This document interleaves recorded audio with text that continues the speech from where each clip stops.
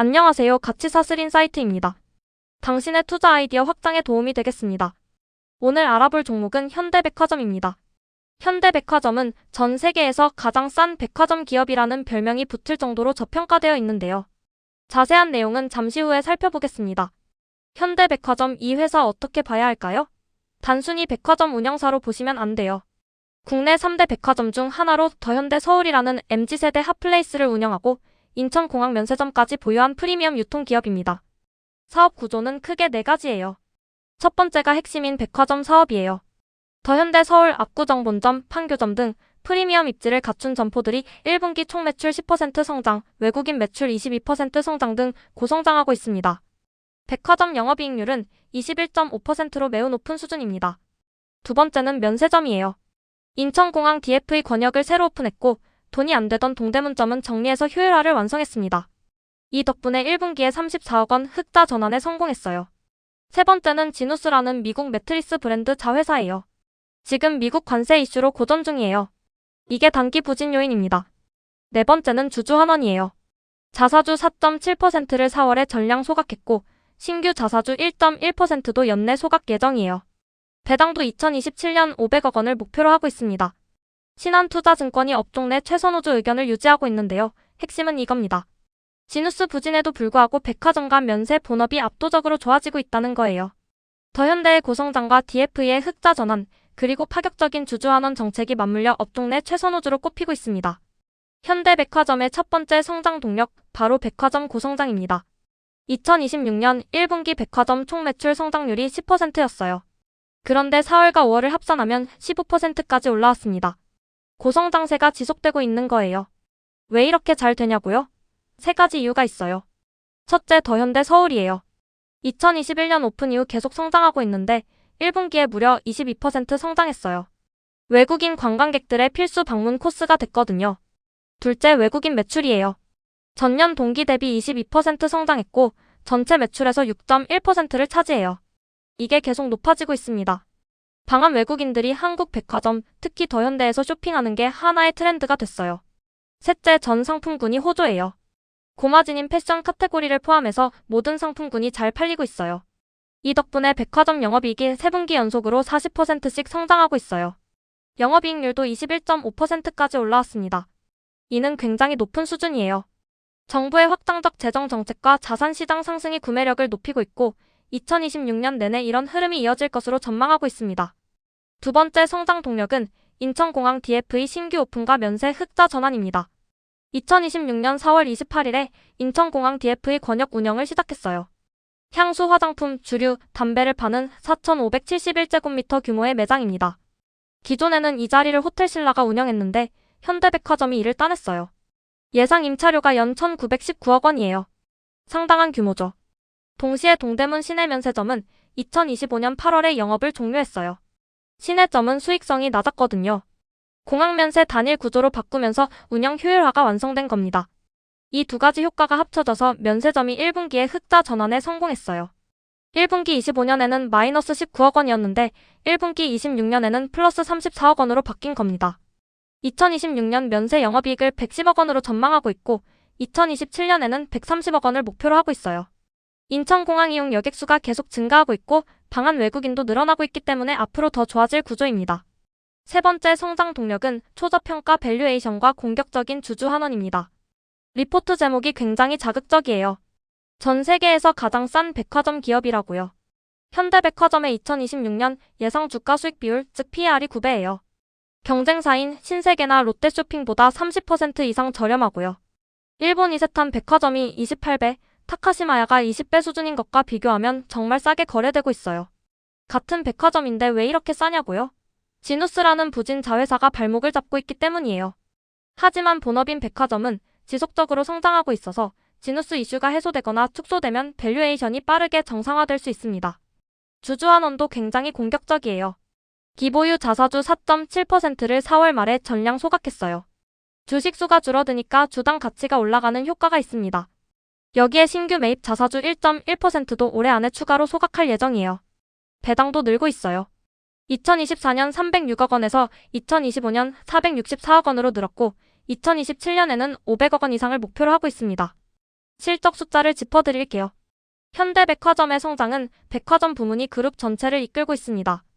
1분기 영업이익이 988억 원으로 컨센서스에 부합했어요. 지누스 부진이 302억 원 적자를 냈는데도 백화점이 이를 상쇄한 겁니다. 지누스 1회성 이익을 제외하면 실질적으로 3% 성장한 셈이에요. 2026년 연간 영업이익은 4,152억 원으로 전년 대비 9.8% 성장이 예상돼요. 영업이익률은 10.1%까지 올라올 전망이고요. 2027년에는 더 좋아져요. 영업이익 4,990억 원, 영업이익률 11.4%가 목표예요. 지누스 회복이 본격화되면 훨씬 더 나아질 수 있습니다. 백화점 부문 영업이익률 추이를 보면 2025년 1분기 16.5%에서 2026년 1분기 21.5%로 빠르게 올라오고 있어요. 매출 레버리지 효과가 작동하고 있는 겁니다. 자, 이제 현대백화점의 밸류체인을 살펴볼게요. 현대백화점이 성장하면 어떤 기업들이 함께 수혜를 받을까요?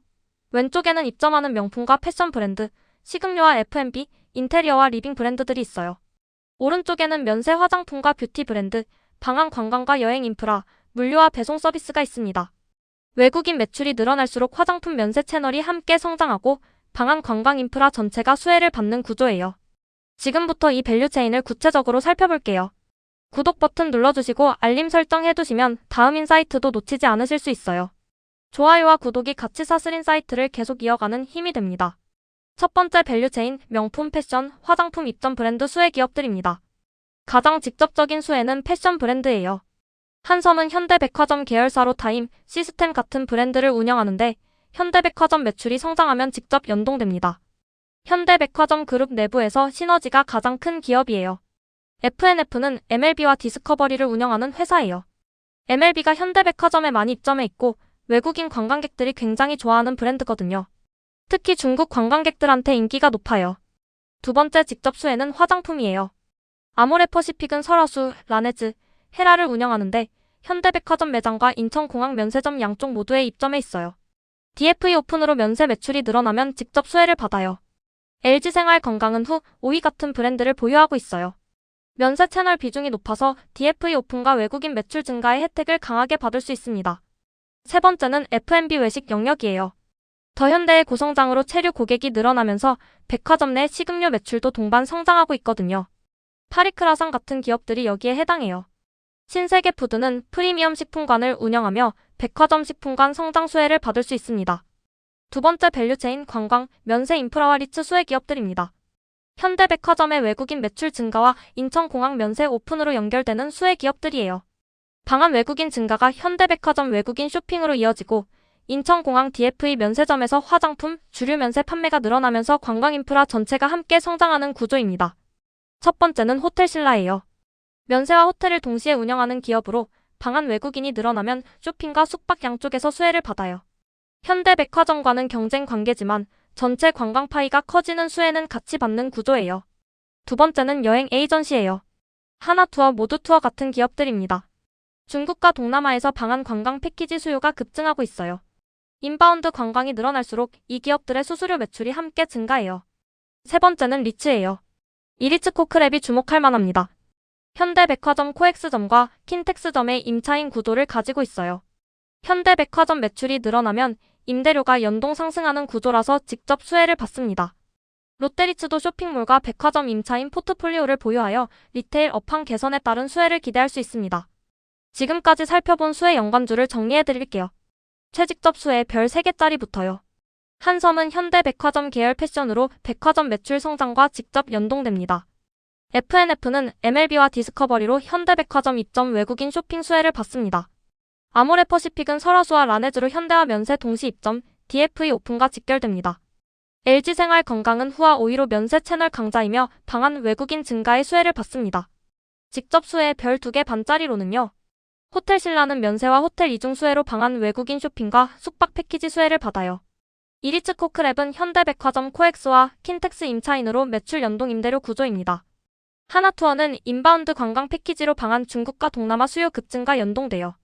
파리크라상은 더현대 등 백화점 F&B 입점으로 고객 트래픽 증가와 직결됩니다. 이제 목표 주가와 투자 포인트를 짚어드릴게요. 신한투자증권은 목표 주가를 14만원으로 17% 상향했어요. 현재 주가 107,700원 대비 상승 여력이 30%예요. 목표주가 산출 방식을 보면 백화점과 면세 사업부를 각각 글로벌 기업 밸류에이션으로 평가한 뒤 합산하는 방식을 썼어요. 백화점 영업가치만 4조 2,820억 원으로 평가받았습니다. 투자 포인트 4가지를 말씀드릴게요. 첫째, 더현대와 외국인이 견인하는 백화점 고성장이에요. 4월과 5월 합산 15% 성장, 2026년 내내 이어질 전망입니다. 둘째, 인천공항 DFE 오픈으로 면세 흑자 전환이 완성됐어요. 동대문점 종료로 효율화까지 마무리됐습니다. 셋째, 전 세계 최저 수준 PER 9배예요. 일본 백화점 20에서 40배 대비 극단적으로 저평가돼 있어서 리레이팅 여지가 충분합니다. 넷째, 공격적 주주 환원이에요.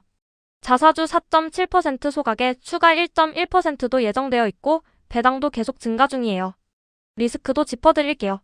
지누스 부진이 가장 큰 리스크예요. 미국 관세 이슈로 가격을 올린 뒤 소비자 저항이 생겼거든요. 매출이 44.2% 급감했고 적자가 지속되고 있습니다. 소비 심리 악화나 면세 경쟁 심화도 모니터링이 필요한 리스크입니다. 하지만 지누스 부진에도 불구하고 본업인 백화점과 면세 부문이 압도적으로 성장하고 있기에 업종 내 가장 밸류 매력이 높은 최선호주라는 판단이 유지됩니다. 오늘 현대백화점 분석을 정리하면 이렇습니다. 지누스 부진이라는 노이즈가 있지만 본업인 백화점과 면세점은 지금 가장 좋은 시기를 맞이하고 있어요.